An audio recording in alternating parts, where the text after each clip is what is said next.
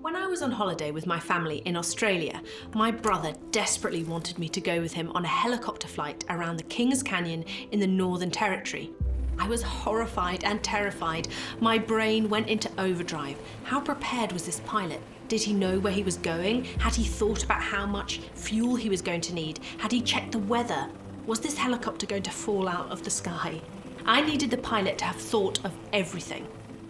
And that's exactly what you need to do before you start writing a critical essay for English.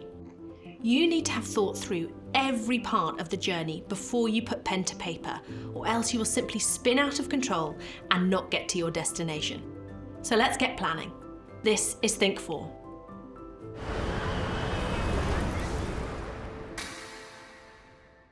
Planning is something that lots of students hate doing. You only have 45 minutes to write an essay, and planning everything you're going to say is just a waste of time, right? Wrong. You cannot start an essay hoping you know where it's going, because chances are you won't know where it's going without some planning. If you don't think carefully before you begin, you could end up getting halfway through the essay and running out of ideas, or realising you've spent too long on one idea only to run out of time to fully explain your other ideas. Trust me, starting to write your essay without a plan is a recipe for disaster. So to begin with, let's think about the structure.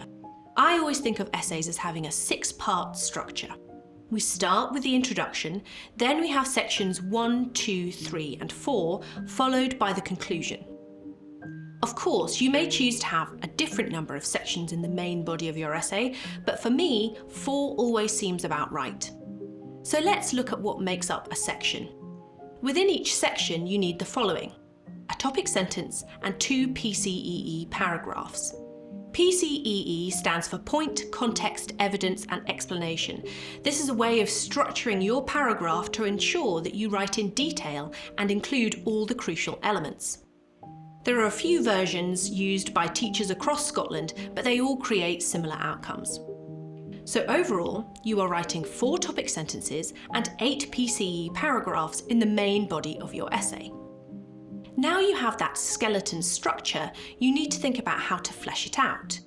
If you have chosen your question carefully and already considered what you're going to write about, that is a great start to the planning process. The question is central when planning. To begin with, you need to think about what you're going to be writing about. What has the question asked you to do? The second part of the question usually gives you some guidance, so make sure you follow it.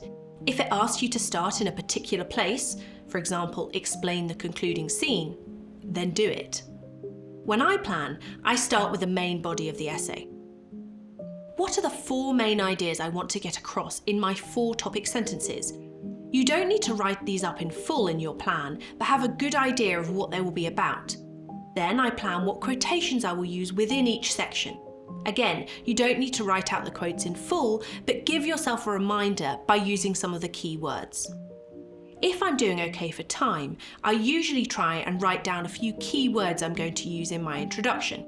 Best to use the key words from the question. If you have any time left, have a think about what far-reaching comments you might make.